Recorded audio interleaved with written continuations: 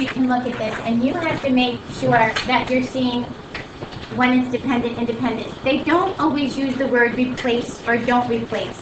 So you have to determine if one part of that event is going to affect the other part. So in example 2, determine whether the events are independent or dependent. Selecting a king, we looked at this. Selecting a king from a standard deck A, not replacing it, then selecting a queen. So if we keep it, does it affect the probability for queen that we looked at yesterday? We said that's a dependent event. This guy was dependent, and then we kind of took off after that. This one, tossing a coin, getting a heads, then rolling a 6-sided die, and obtaining a 6. You have two things happening. Tossing a coin for heads, getting a 6 on a die. Are they independent or dependent? Independent. One has nothing to do, one outcome will not affect the other. One has nothing to do with the other. Those are independent. Okay? Two completely different things working together there.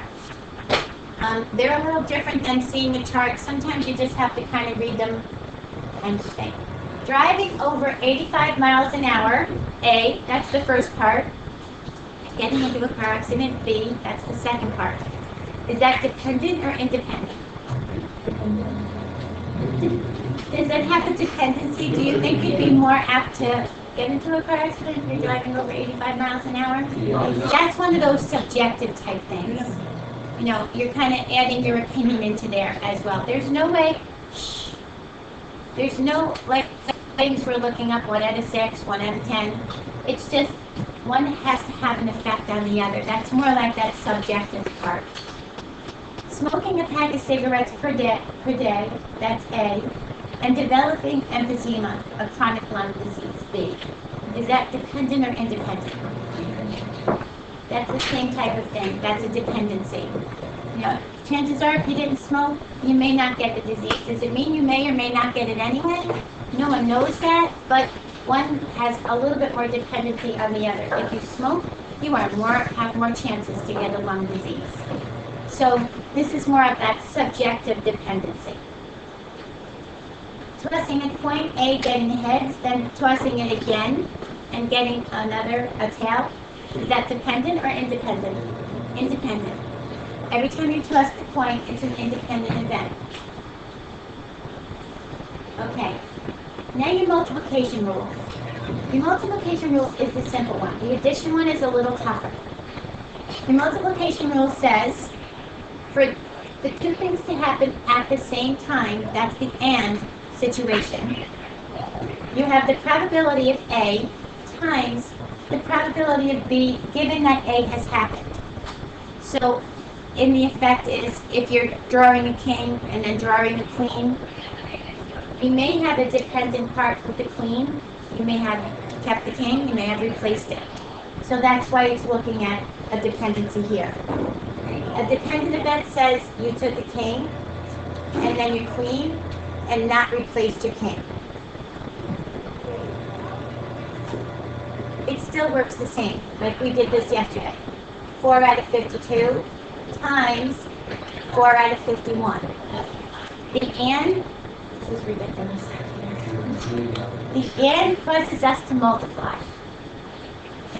The OR is when we're going to add, but today we're just going to look at the AND. So even if it's dependent or independent, we're still going to multiply. The second one, dependent, maybe we took a king and a queen, but we replaced. So now you're 4 out of 52, and you're 4 out of 52 again, and you want them both to happen, there's your multiply. So whether they're independent or dependent on the multiply, we're gonna on an AND statement, we're gonna multiply them together.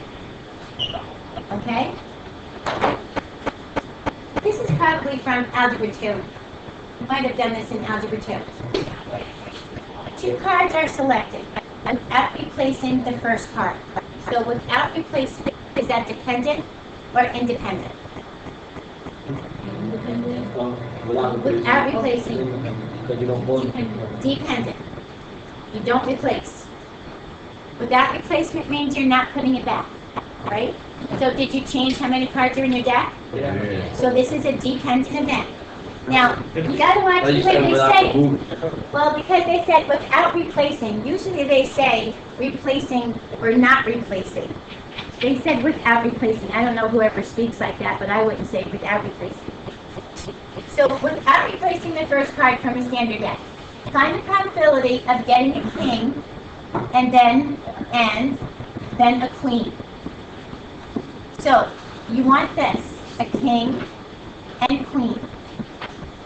And this is an and state. This is an and together. The and says we're going to multiply. And this is a dependent event, which means the bottom number is going to change. So what's the probability of getting a king first time around? Aaron.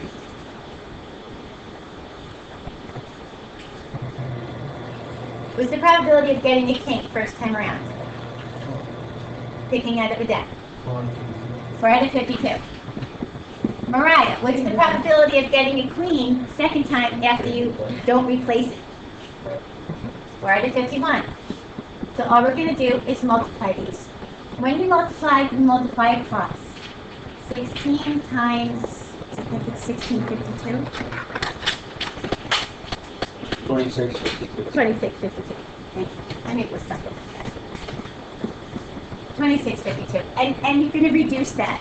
You could give me a reduced fraction. You could give me 3 decimals. 3 decimals is probably your easiest bet. I usually just go to 3 decimals. 0.006. And I'll tell you why. Because now, you could kind of say, well, that's pretty unusual to happen, isn't it? It's a less than 1% chance that that will happen. If you move to decimal, excuse me, 2 places to the right, it's a less than 1% chance of happening. 16 at 2,652, that sounds kind of impossible too, but I think the decimal is easier to say. Excuse me. Coin is tossed and the die is rolled. Find the probability of getting a head and then a 6. Is this independent or dependent? Independent. One has no effect on the other. So this is the probability of just multiplying the 2 pieces. So the probability of the heads is what? 1/2, 1 out of 2. And the probability of 6, getting a 6 on your die? 1 out of 6. Multiply across, 1 out of 12. Put it in your calc. Give me 3 decimal places. It's 0.083.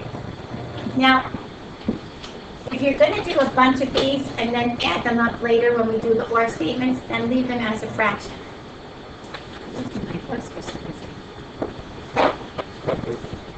No, it's not. Then I'll have to make you teach the class. Okay, so you guys try the 2 triads. And they come out in here and call you this. So try these guys. I want you. Okay, so the first one we said was an independent event. One fish swimming through has no effect on the next fish that swims through. Okay, so how did you write that statement?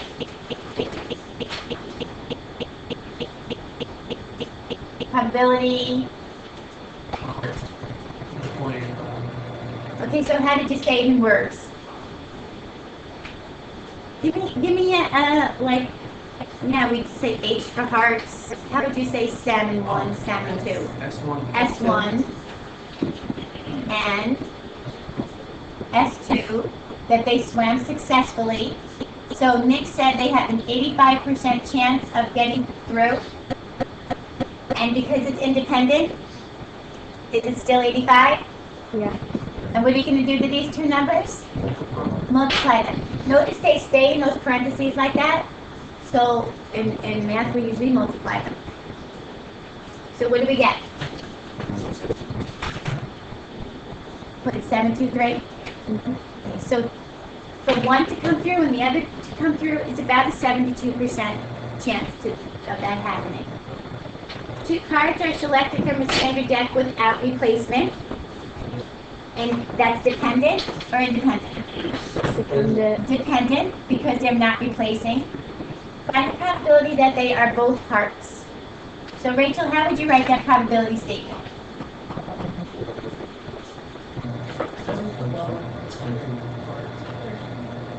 So, but how would you first write it?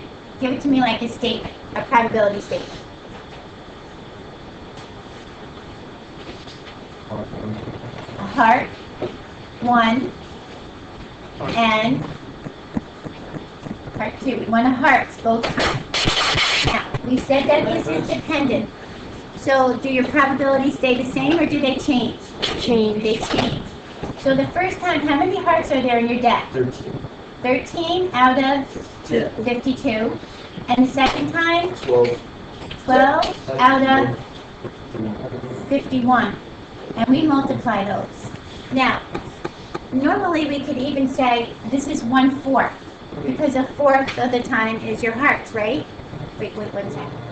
But because we have to reduce these both, 1/4, you're not going to be able to see the 13 out of 52. Mickey had a question? Yeah. How come, like, since you're replacing it, it's like 13 and 15? Because we're not replacing, so you have 52 cards to choose from. You choose a heart, you look at it, you put it in your pocket. How many cards are left in your deck? 51. How many of them now would be hearts? 12. Because you're holding that one. You didn't put it Wait, back. but how do you know that the two cards you selected are hard? No, that's the probability. You don't know that But the they're, second time, how do you know the first time you grab them it's a hard? because you can't do the second part unless you're not saying that this is going to happen every time. This is the probability of that happening.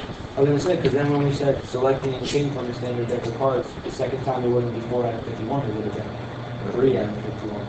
But didn't we do a king and a queen? It says selecting a king, so Yeah, we did a king and a queen. That's why the 4 didn't change. But you have to understand, guys, and this always is a difficult concept to get. When we're saying you want to pick a heart, then pick another heart, we're not saying that you were successful. We're figuring out the probability of you being successful. So that's the probabilities we're looking at. So you have a 13 out of 52 chance, a 1/4 chance of picking a heart from an entire deck of cards. If that card is a heart and you put it in your pocket, if it's not a heart, you stop. You're not going anywhere. But for us to get 2 hearts, our probability changes a little bit because you're keeping that heart. Now you have less cards to choose from, less hearts. So you multiply across. And what's the number across? Well, you gave me, 156. okay, and 0.059. So this is saying you have about a 6% chance of picking a heart, keeping it, and picking another heart. About 6% of the time that will happen. That's what your probability is. That's pretty slim. So if someone says to you, I bet you can't pick 2 hearts in a row. I mean, unless the deck is shuffled. Well, yeah, but you gotta consider the standard deck, a fair coin, a fair die. You gotta be fair. Yeah, unless you cheat a little. But your probability of getting both of them to be heads is only about 6%. That's pretty slim. How about I said the probability of getting a red card and then a second red card, replacing it. A half the first time, which is the same as 26 out of 52, and 25 out of 51. Your odds just got a little bit better. It's about almost a quarter of the time. Your odds are a little bit better because your reds are half the deck. But now you're a quarter because you're doing a red and then another red. Okay? So you're finding the probability of these things happening. Not that you may not pick it. What is the probability that you'll pick it? Okay, here's a good one. For an anterior cruciate ligament, this is your ACL, reconstructive surgery, the probability that the surgery is successful is 95%. Find the probability that 3 ACL surgeries are successful. Okay, you want all 3 to be successful. Is this independent or dependent? Independent. Hopefully your surgeon is not learning from his past mistakes. Hopefully your surgeon knows what he's doing. So you go like this. 3. You want the probability of one successful, and another successful, and another successful. You want 3 successful surgeries. So you lay them out. What is the probability that it's successful? 0.95. And does that change? No. And what do you do to these numbers? You multiply them. Okay, so this is 0.95 raised to the 3rd power, which will give you 0.857. Now, staying with this, say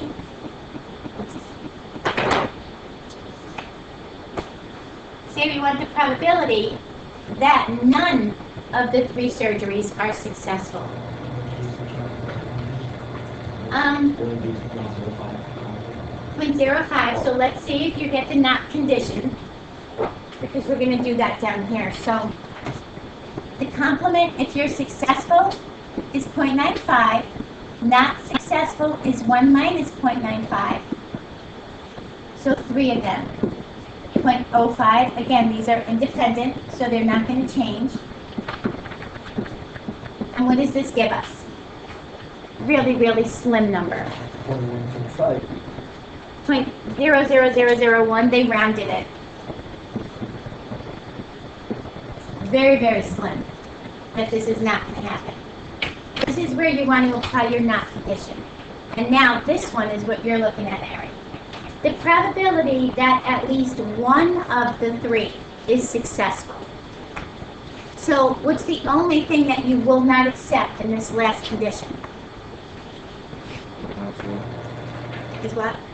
Yes, 0.5 the last, 1.5. What is your 0.5 times 3? You will not accept no success. So here's your 1 minus condition. 1 minus this guy. You don't care if you have 1 or 2 or 3 successes. You need at least 1. The only condition that you will not accept is all not successful. That none of them were successful. This is the at least. You guys did this in Algebra 2 with your probability experiments. You said at least 2 out of 3 days rained. At least 5 out of 6 days snowed. You did the at least, and you started with that number and more. Or whatever. You did your more and your less. You did those. Same kind of condition. The only one that does not apply is the one where there's no successful. So this is our complement condition. They can use that for defectives, for anything that they want. So you guys try this. It's the same type of setup. Same type. Whoops. All right, so is this an independent event or a dependent event? Independent. Good. One surgery has no effect on the next surgery. The probability that a particular rotacuff surgery is successful is 0.9. What is the probability that it is not successful? 0.1. 1 minus 0.9. 90% chance it's successful, 10% chance it's not successful. Find the probability that you get 3 successful surgeries. So, 0.9 times 0.9 times 0.9.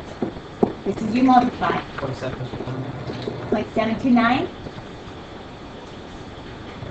Is that 0.729? It's about a 73% chance that all 3 will come out successful. That's pretty good odds. Yeah, it should be higher, right? If you're dealing with surgeries. Yeah. Yeah. Yeah. Even a 90% chance, if you say to your doctor, what's the chance that it's going to work, the surgery? He says about 90. That's kind of scary too. Find the probability that none of the surgeries are successful. The probability no successful surgeries. 0.1 times 0.1 times 0.1. 0.001. Okay, that's pretty slim. So that's good. Genesis. Yeah. Find the probability that at least one of the three is successful. That means one can be successful, I think two, huh? two successful, or three successful. At least says that's the least you have, and more. So you could have at least one successful, at least two successful, or at least three successful. The only condition you cannot have is no success. Right? Is there any other possible scenario? 1, 2, 3, or none. So this is the one you do not want. So you take that one, which we did up here, and you subtract it from 1.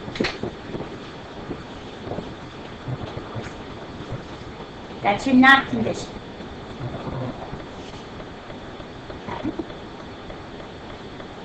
But that's the probability of one not working on three.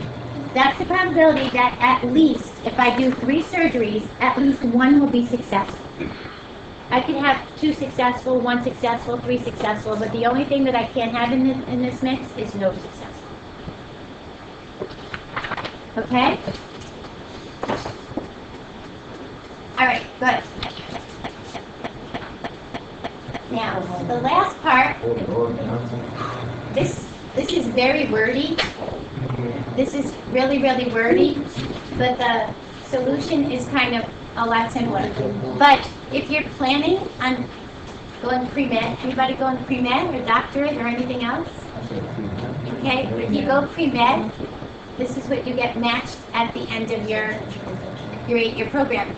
Mrs. Fleming's daughter, she went to Brown, and she did the 8-year med program at Brown, and she did her match last March, like the past March, and she's now at Columbia University doing her internship. And when she got matched, she goes on interviews to the places that she decides where she wants to go. So she goes on interviews and she ranks them, which ones she liked best to least. And the people interviewing her also rank her in their best to least. So there's a matching program that actually matches how close your answers and your things were and who wants who and where you want to be.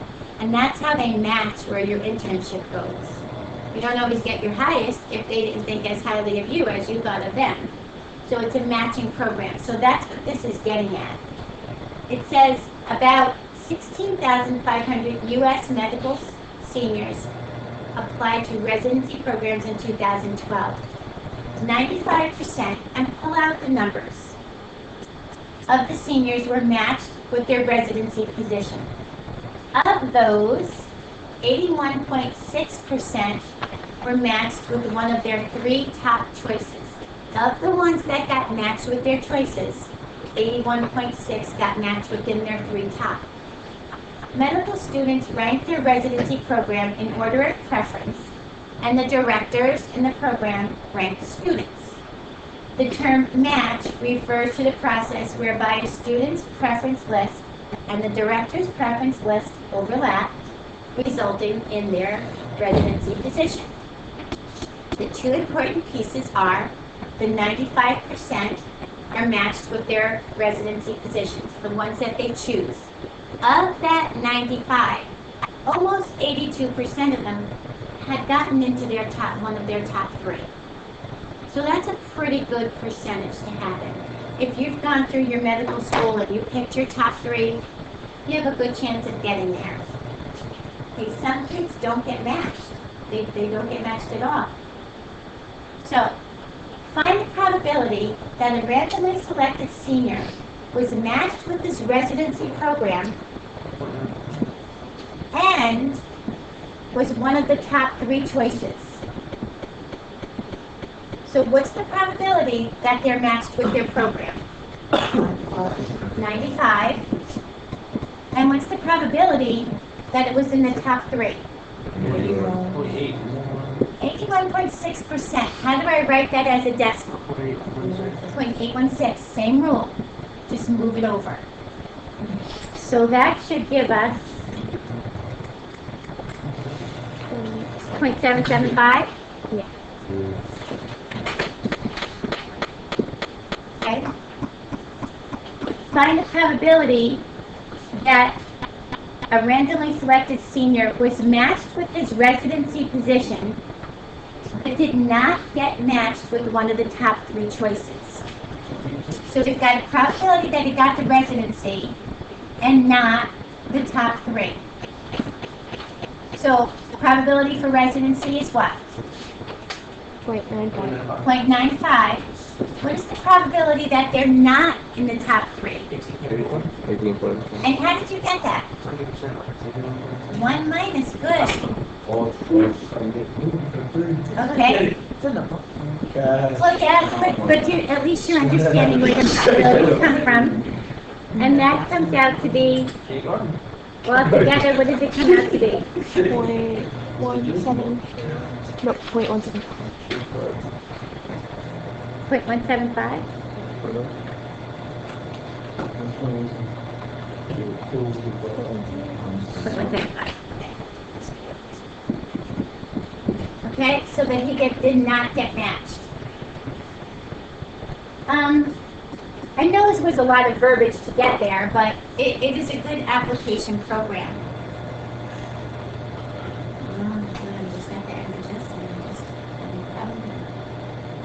Okay, would it be unusual for a randomly selected senior to get matched with the residency program and then one of the top 3 choices? What was our probability for that one? For the 775? Yeah. Do you think that's an unusual probability? No, that's a No. pretty good probability, right? You feel pretty good about that? Okay. So, everybody okay with that? Last one to try. Last one to try. All right, in a jury selection, 65% of the people are female. Of those 65% that are female, 1 out of 4 works in a health field. So 1 out of 4, how do I write that as a percent? 0.25. Good.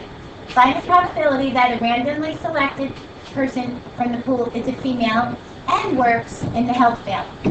Female and health field. So 0.65 times what? 0.25. 0.25. And what did we get? Okay, so that is 16% chance. Is that unusual? Yeah. Yeah. Maybe a little bit unusual. It's not that bad. Usually like 20-25% is a good percentage. I know you're about ready to pack up. Before you pack up, guys, I gotta give you your homework.